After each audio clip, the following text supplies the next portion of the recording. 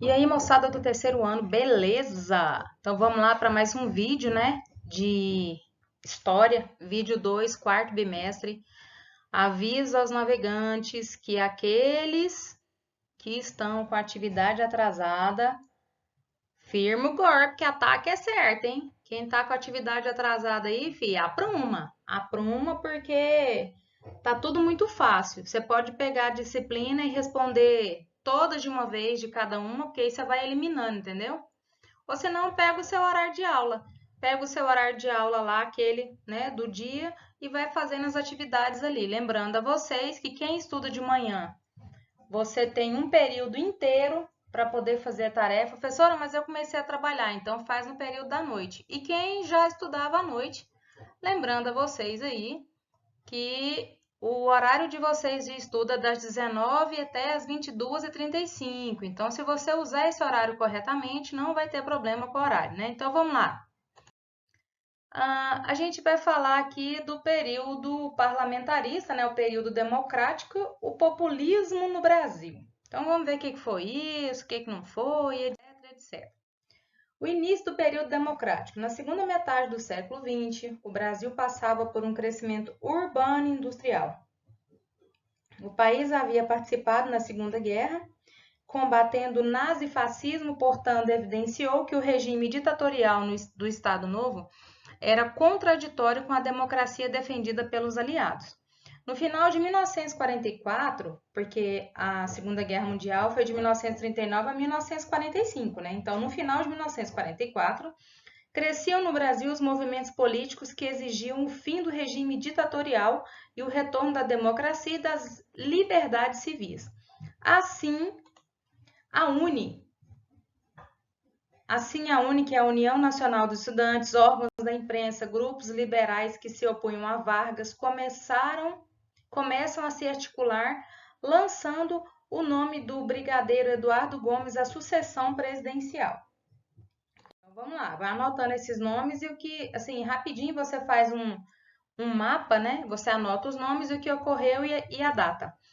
Pressionado, Vargas se antecipou e decretou um novo Código Eleitoral, onde haveria eleições para presidente e também a elaboração de uma nova Constituição em dezembro de 1945.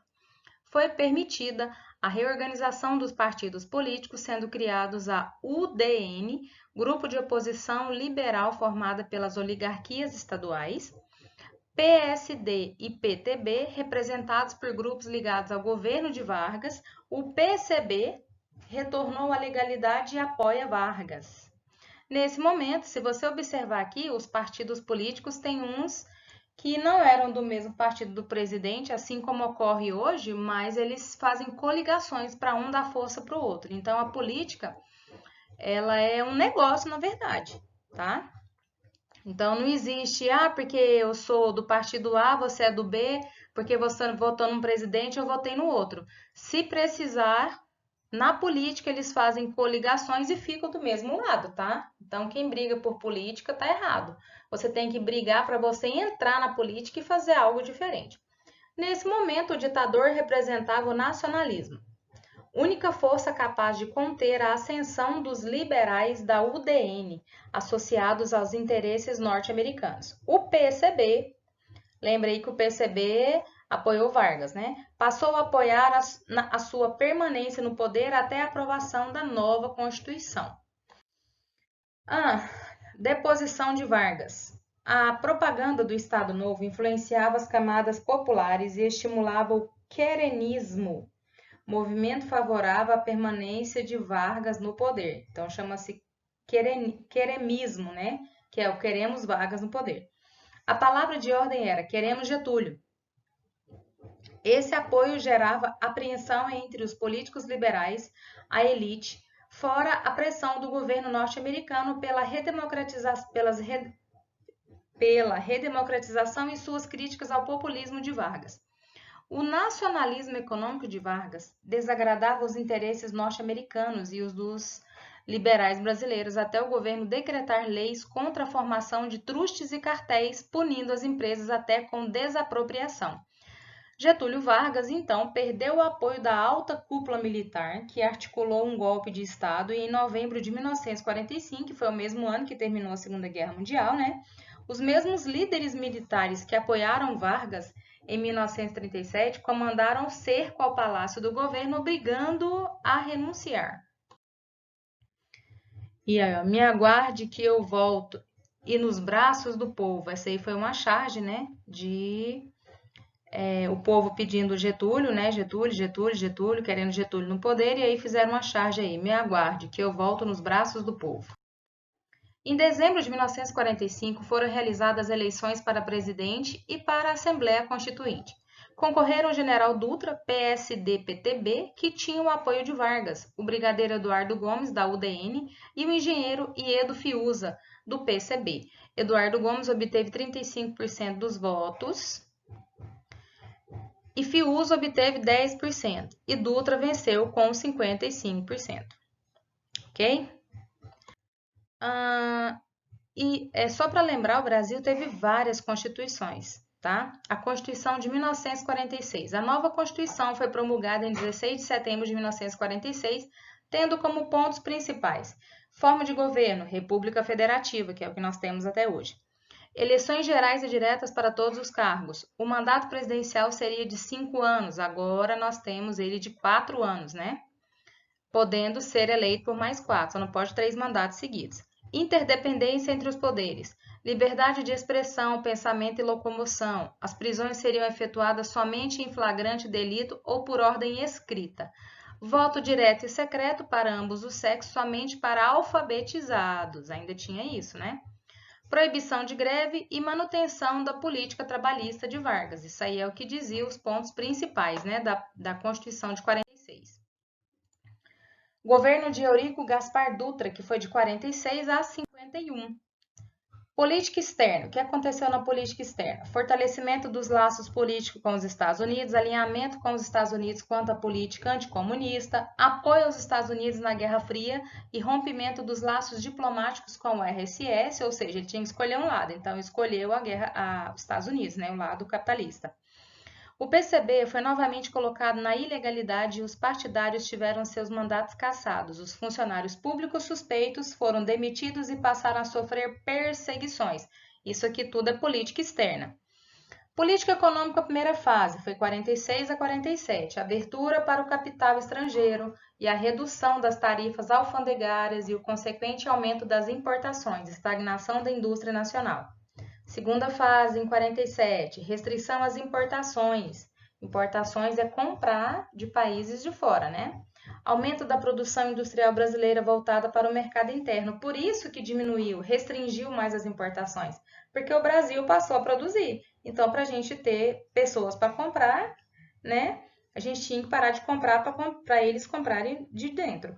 Essas medidas não foram suficientes para controlar a inflação e melhorar as condições de vida das camadas populares, baixos salários que não eram reajustados desde 1942, e isso aí já era em 1947. Uma coisa interessante é que nós, professores do estado de Goiás, há 5 anos, mais ou menos, nós não temos reajuste no nosso salário. Então, não interessa o quanto a gente ganhe, é a mesma coisa de nós estarmos ganhando, quiçá, um salário mínimo. Porque há 5 anos sem reajuste, 5 anos sem receber aumento, vala-me pai. Então, vamos lá. Dutra e Kennedy, né? Lá em cima, e Dutra e Eisenhower embaixo aqui. A imagem aí, né, que ficou. Então, o retorno de Vargas foi de 1951 a 1954. E ele falou que voltaria, hein? Cantou a pedra, falou e disse, né? Vargas retornou ao poder com uma votação maciça, eleito numa que enfatizava os interesses nacionais, uniu PTB e PSD. Com Getúlio, volta a política de nacionalismo e intervenção estatal e são impulsionadas a produção siderúrgica e petroquímica. Foi criado o BNDE, o Banco Nacional de Desenvolvimento, em 1951, com o objetivo de dar apoio aos projetos do governo.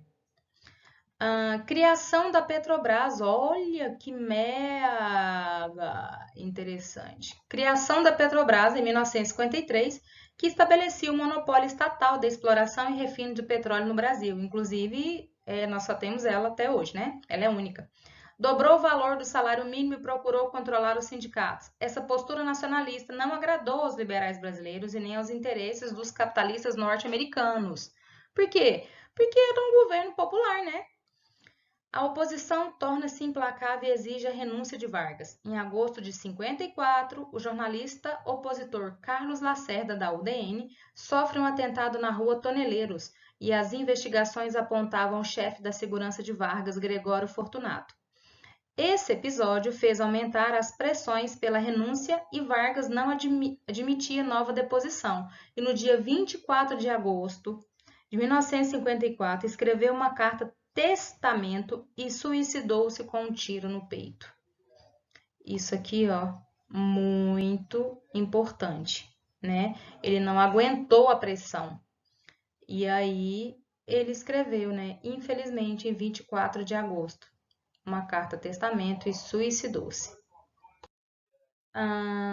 E aí tem, ó, suicidou-se o presidente Getúlio Vargas, matou-se Vargas, só morto sairei do catete, né? Que é a casa lá, hoje é chamado de catetinho, né? Aqui o caixão, né? Ó, o caixão tá pra cá, ó. Aqui a lápide, né? Aqui o povo chorando em cima do caixão e assim por diante. Como ele era um governo popular, foi um baque muito grande para todo mundo, né? Governo de Café Filho, que foi logo após, né, esse suicídio, 54 a 55. Após a morte de Vargas, o vice Café Filho assumiu a presidência. No seu governo, as divergências entre conservadores e progressistas se acentuaram, provocando acirradas disputas partidárias. Realizou-se eleições presidenciais em 55, tendo como vencedores os candidatos Juscelino Kubitschek, do PSD-PTB, para presidente, e João Goulart, chamado Jango, né, do PSD-PTB também, para vice-presidente. Um grupo de militares e civis conservadores articula um golpe para impedir a posse de JK e Jango, temendo que a política nacional fosse mantida. Militares preocupados em manter a ordem democrática prepararam um contragolpe liderado pelo Marechal Lott, que estabeleceu o estado de sítio e garantiu a posse em janeiro de 1955. E o governo de JK foi de 56 a 1961, quando aconteceu um outro fato desagradável. O governo estabeleceu um plano de metas que trazia a frase 50 anos em 5. Gente, isso aqui cai muito em vestibular, tá? Governo JK aqui, ó, vixe, muito. Para financiar o desenvolvimento, o governo recorreu ao capitalismo estrangeiro, ou seja, ele pegou empréstimo, o que começa aí também, o que tem aí também a nossa dívida externa, né? Estimulando a indústria automobilística com a instalação da Ford, General Motors, a Voyage, a Willys, né? O marco definitivo foi a construção de Brasília, projetada por Lúcio Costa e Oscar Niemeyer. Também isso aqui é muito importante. Muitos trabalhadores nordestinos, chamados de candangos, foram atraídos para a obra e, no final, sem condições de voltar ou de pagar aluguel, foram para a periferia, contribuindo para a formação das cidades satélites. Então, veja bem, lá o nome das cidades que circundam Brasília e que formam o Distrito Federal são chamadas de cidades satélites, não são bairros, tá? Isso também é muito importante. A política de desenvolvimento de JK trouxe aumento da inflação, que levou o Brasil para uma crise econômica que seria empurrada para os governos futuros. É como sempre, né? Se um governo faz alguma coisa, os outros vão segurar esse pepino. E aí nós temos imagens aqui da nossa bela Brasília, e não da cidade satélite, da nossa bela Brasília, né? Impactos do governo, nós temos os benefícios e os problemas. Lógico, todo governo tem benefício, né? Tem os pós e os contras. Quais são os pós? Estimulou o estabelecimento de multinacionais, barateando o preço de aluguel de alguns bens de consumo até então raros. Construção de várias estradas por todo o país, colaborando para integrar as diversas regiões, aumentando o fluxo de carros e caminhões. A política voltada à industrialização gerou novos empregos nos meios urbanos. Problemas. Não criou mecanismos que limitassem a remessa de lucros para o exterior. Para executar as obras, o governo emitiu uma grande quantidade de papel moeda, acarretando enorme inflação. As ferrovias, sistema de transporte de baixo custo, foram abandonadas e o país ficou dependente da importação de combustíveis derivados do petróleo. Um grande erro, porque nos países desenvolvidos as ferrovias é o que manda, né? Observe a Europa para você ver, o que manda na Europa são as ferrovias. Ah, lá na Europa não tem rodovia? Tem, mas o que manda são as ferrovias. Falta de políticas voltadas para os camponeses aumentou o êxodo rural, provocando o crescimento desordenado das cidades. Então, nós tivemos aí os pós e os contras de JK, né? E o governo de Jânio Quadros, que foi em 61, candidato do PSD-PTB com apoio da UDN, Jânio, eleito com 48% dos votos, derrotando o Marechal Lott, para vice venceu João Goulart, Jango da mesma chapa que Lott.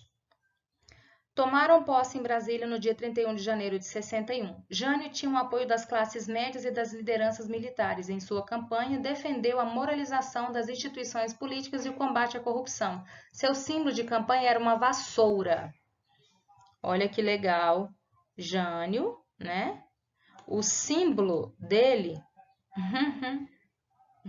uma vassoura.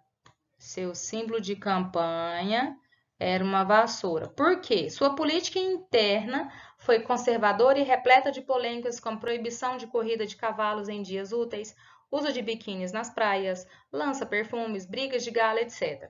Instalou inquéritos presididos por militares para investigar todos os níveis da administração pública e os atos do governo anterior. Ou seja, essa vassoura aqui tinha...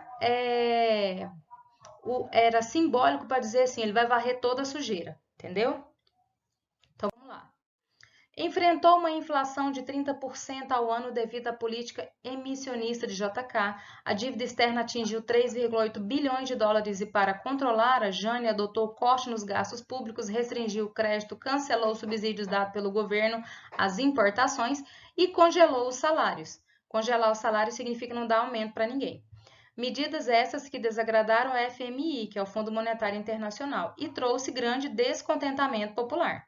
Externamente, tentou assumir uma posição de liderança entre os países do terceiro mundo e de não alinhamento aos Estados Unidos, como reatar reações diplomáticas com a China comunista, aproximou-se de outros países socialistas. Lembra que isso tinha sido cortado lá na Segunda Guerra, quando o Brasil escolheu ficar do lado dos Estados Unidos e não da URSS, né? Ele estava fazendo o caminho contrário agora.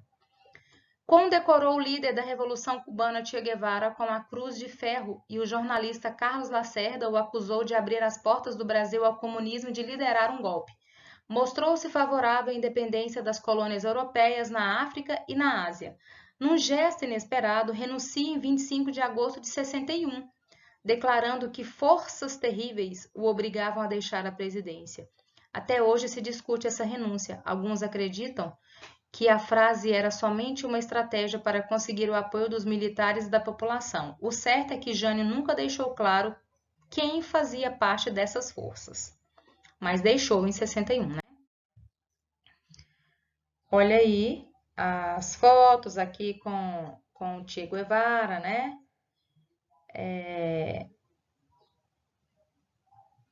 Filo por quê? Quilo. Filo por quê? Quilo. Jânio Quadros. Aí as fotos, tal, né? Aqui a vassoura para varrer toda a sujeira, varrer toda a impunidade, a corrupção e etc.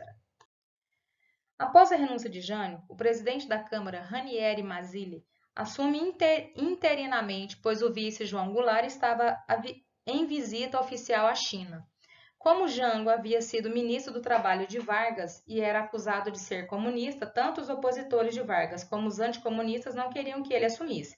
Leonel Brizola, esse nome aqui é importante que vocês tenham ele em mente, governador do Rio Grande do Sul, liderou um movimento para garantir o cumprimento da Constituição que previa a posse do vice em caso de renúncia do presidente. Foi a campanha da legalidade.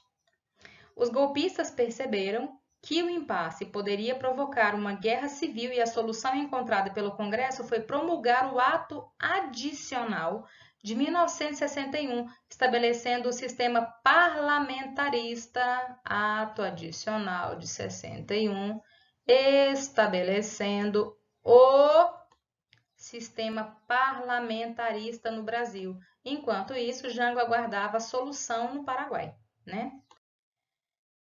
Jango, João Goulart, 1961 a 1964. Jango assumiu em 7 de setembro de 61, com poderes reduzidos pela participação de um primeiro-ministro indicado pelo Congresso. Durante o período parlamentar, ele conseguiu convocar um plebiscito para 6 de janeiro de 64, que o povo escolhesse o sistema de governo, vencendo o presidencialismo. Parlamentarismo, depois venceu o presidencialismo. Com os poderes de volta, Jango decretou o monopólio do Estado para importação do petróleo e passou a controlar os lucros que as empresas estrangeiras enviavam para fora do Brasil. O presidente anunciou um programa de reformas em um grande comício no Rio de Janeiro em 13 de março de 64, destacando as seguintes medidas: estatização de todas as refinarias de petróleo, ou seja, todas as refinarias eram do Estado. O Estado aí é o Brasil, né? Desapropriação de propriedades com mais de 100 hectares, direito de voto aos analfabetos, lembra que só os alfabetizados, tanto masculino quanto homem quanto mulher, só alfabetizado votava, direito de voto aos analfabetos, e ampliação do número de vagas em universidade pública. Olha que beleza! O general Luiz Carlos Guedes e Mourão Filho, olha esse nome aqui, parece-me que esse nome ronda o atual governo, apoiados por políticos como Magalhães Pinto, governador de Minas Gerais, membro da UDN, deflagraram um movimento político e militar para depor o presidente. Prepara-se um golpe para depor o presidente com os pretextos de manter a legalidade ameaçada por Jango e impedir o avanço comunista no país. Desistindo de uma possível reação contra o golpe militar e a consequente guerra civil, Jango retira-se em 1º de abril de 1964 para Porto Alegre e de lá vai para o exílio no Uruguai em 4 de abril. O presidente da Câmara, Ranieri Mazzilli, assume a presidência mais uma vez em caráter interino. O alto comando decreta o ato institucional número 1, dando ao Congresso a função de eleger um novo presidente da República. Iniciava-se a ditadura militar no Brasil. Essa parte grifa bem, ela é muito importante, o início da ditadura no Brasil, ok? Lembrando a vocês que todas as ditaduras militares que aconteceram na América Latina tinham como defensores, tinham como apoiadores os Estados Unidos. E aí nós temos aqui, né, as imagens. Vamos lá, questão número 5. O parlamentarismo funcionou nas seguintes épocas do Brasil: no governo de Dom Pedro II e no governo de João Goulart. Foi o parlamentarismo, né? 6. No Brasil, os anos de 1954, com o suicídio de Vargas, 1961, com a renúncia de Jânio, 1964, com a deposição de Jango, são datas que marcam quais momentos críticos do Brasil? O populismo, né? Eram pessoas populares junto ao povo. 7. Em 6 de janeiro de 63, realizou-se o plebiscito que reuniu os votos de mais de 12 milhões de cidadãos. Após o resultado do plebiscito, Goulart assumiu plenamente o poder presidencial. De que questão foi discutida no plebiscito acima citado? O sistema de governo, se seria presidencialista ou parlamentarista. E 8 e última, os governos de 1964 e 1968 foram caracterizados por qual fato ou qual fator? O aumento do setor tecno-burocrático em uma crescente participação do Estado na economia. Beleza, meus queridos? Até mais!